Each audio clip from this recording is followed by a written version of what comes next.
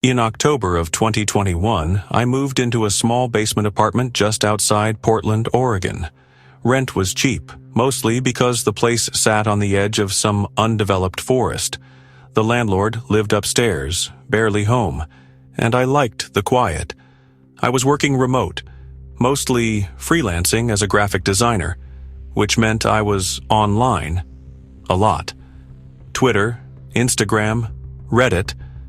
I lived on those platforms for hours while working. My phone was practically an extension of my hand. One night, I was scrolling through a design subreddit looking for inspiration. I must have dozed off around midnight with my laptop still open. When I woke up the next morning, something strange was on my screen. An unfamiliar Instagram page was logged in. It wasn't mine.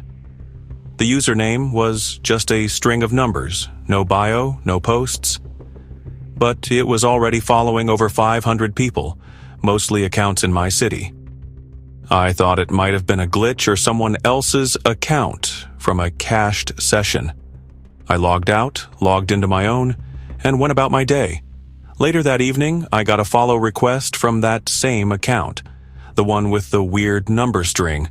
Still no posts. Still no bio. I ignored it, but then my phone started buzzing non-stop. It was that account, liking my old photos one by one, even posts from 5 years ago, vacation pics, college parties, photos of my parents' house. I blocked it. Not even a full hour later, another account followed me. Same layout. No bio. No posts.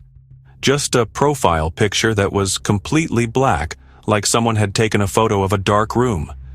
This time, the username looked familiar. I stared at it for a minute before realizing it was my full name. Backward. It gave me a chill, but I laughed it off. Probably a friend messing with me. Still, I blocked that one too. The next night, I started receiving messages on Instagram from different blank accounts. Each message said the same thing. Nice place. At first, I thought it was a bot. But then I got a photo. It was a shot of the outside of my building, taken from the woods. I ran to the window.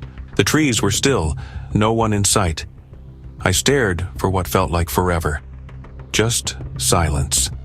Then I locked every window and door in the place and turned off my lights. I reported the account, blocked it, and called a friend who lived nearby. He offered to let me crash at his place, but I said no. I felt like leaving would make it worse, like whatever it was wanted me to run.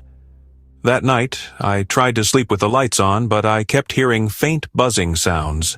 Not from my phone, but something else. A soft, electrical hum.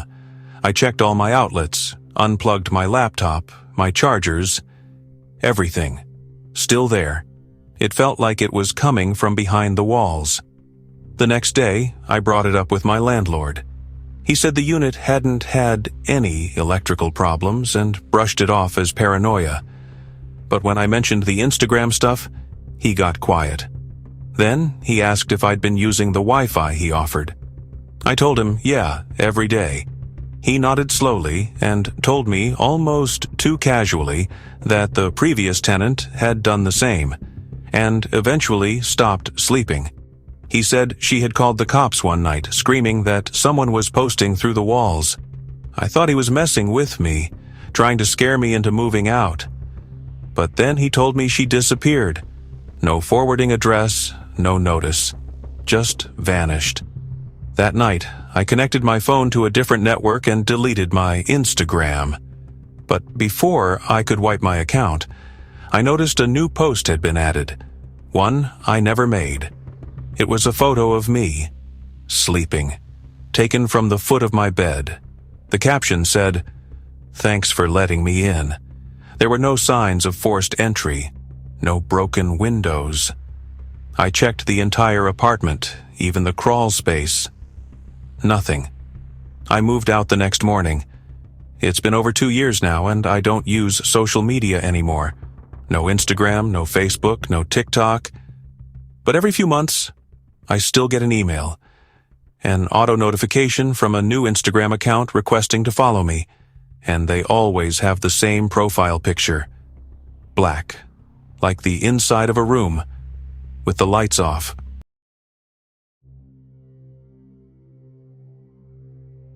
In July of 2022, I moved back to California to stay with my mom in Sacramento for a few months after a breakup and losing my job in the same week.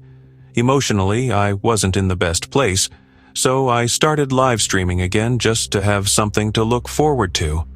I wasn't huge or anything, just a few hundred regular viewers on Twitch and a small TikTok following.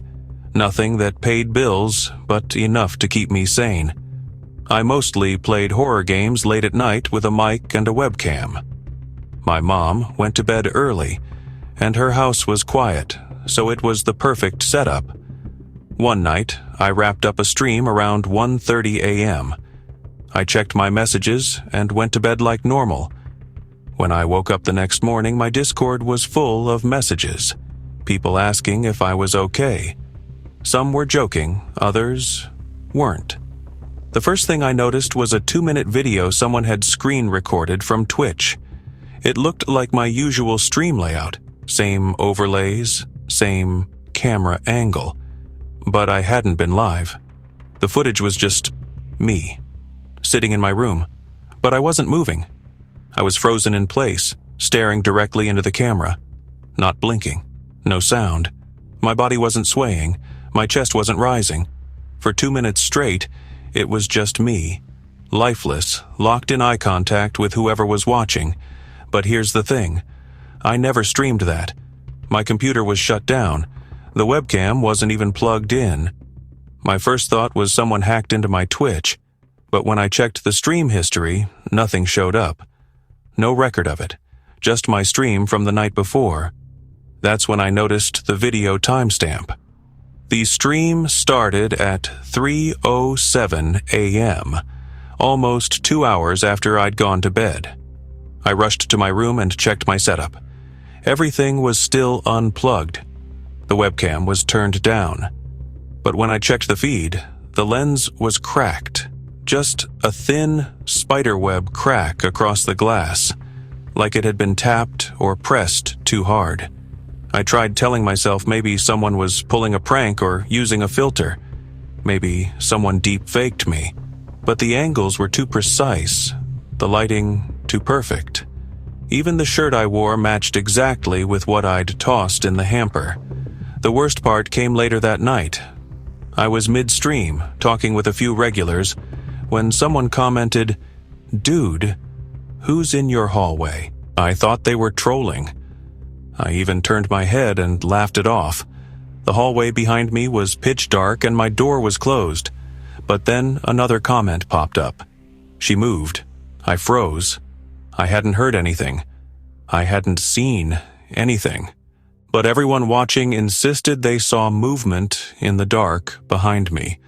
A shape shifting from one side of the hallway to the other, just outside the crack in my doorframe. I ended the stream right there. My mom was asleep down the hall. I didn't want to wake her, but I checked the entire house. Every window was locked. Nothing was out of place. Until I checked the guest room. On the desk, perfectly centered, was a piece of folded printer paper.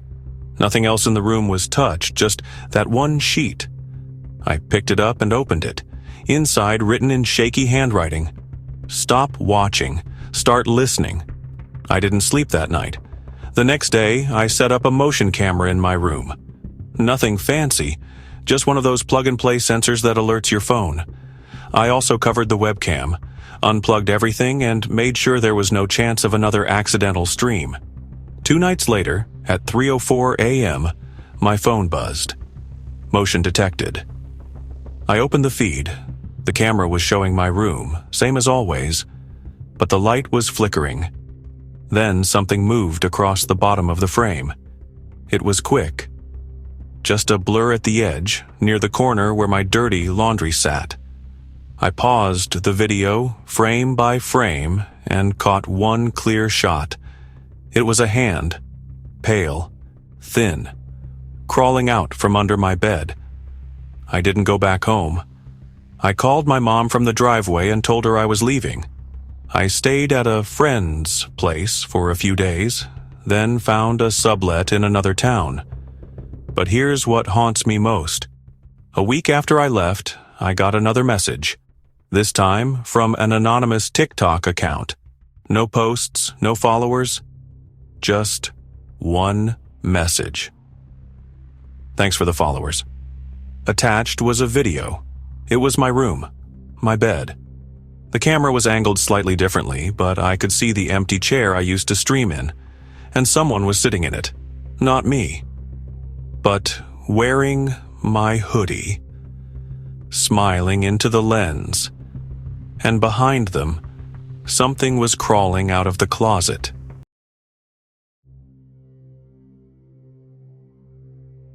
In October 2023, I was working part-time at a bookstore in Charleston, South Carolina, and running a small photography page on Instagram. I wasn't trying to be famous, just sharing aesthetic shots of abandoned places, old barns, rusted doors. I had maybe 1,300 followers at the time, mostly locals and fellow urban explorers. There was one follower who always stood out. The account name was just a string of random numbers, something like at 194037X, and their profile had no posts, no bio, no face. But they liked every photo I uploaded within seconds, every single one. No comments, just the silent, instant likes. Even at 3 a.m., I started calling them my shadow fan.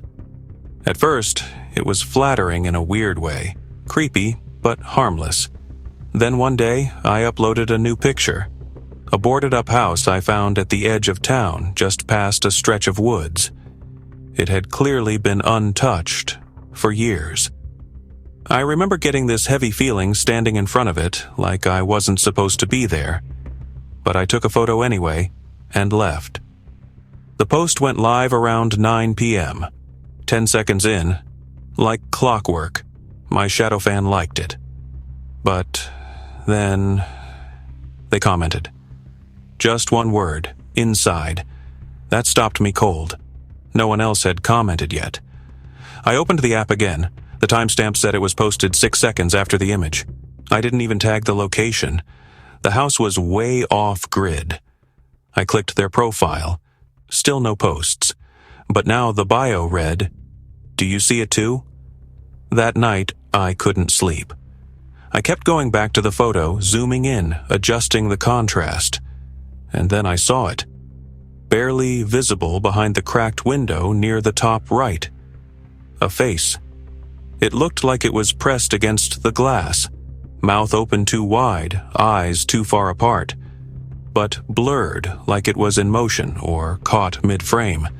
I convinced myself it was just a reflection or an illusion of shadows. But something didn't sit right. I didn't even notice it when I was taking the picture. And the house had been dead silent. The next day, I went back. I wasn't thinking clearly, just chasing curiosity. The house was still there, but it felt different. The door was no longer boarded, just open. I took a few steps in. The air inside was dense, sour. The walls were peeling. Furniture was overturned, broken glass on the floor. I snapped one photo of the living room and immediately felt this sensation, like something brushing the back of my neck. But there was no draft. I backed out quickly and drove home. When I checked the photo I took, it had glitched. Not just blurry, distorted. The room was visible, but the walls looked melted, and in the center of the frame, there was that same figure from the window. But this time, it was closer to where I had stood. The next morning, I woke to a notification. The account at 194037X had tagged me in a story. I didn't even know you could get tagged by private inactive accounts, but I clicked. It was a screen-recorded video of my profile, scrolling through every photo I'd ever posted, one by one, zooming in. Each one showed something off. A face in the background, a hand under a table, a shadow behind a tree. I never saw any of it before. Then, the video stopped on a picture of me that I'd posted months earlier. I'd been sitting on a bench near the marina. A peaceful shot. The video zoomed in behind my shoulder into the reflection on the water. In the ripple, distorted but undeniable, was the same face, the same figure, watching me from behind. And the caption on the video just said, "He's been here." I reported the account, blocked it, made my profile private. But things got worse. 2 nights later, I was walking home from the bookstore when I noticed someone following me, just out of reach. I turned around, no one there.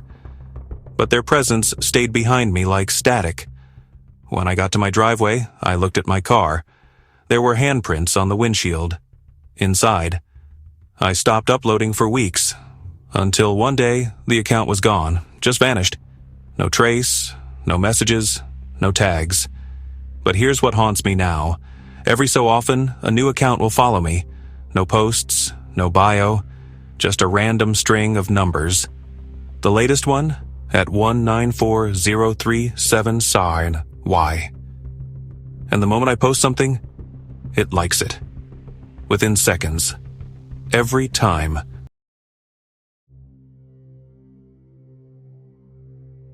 If these stories gave you chills, imagine what's coming next. Don't forget to like, share, subscribe, and hit the bell icon so you never miss another terrifying true tale. Stay curious and stay cautious.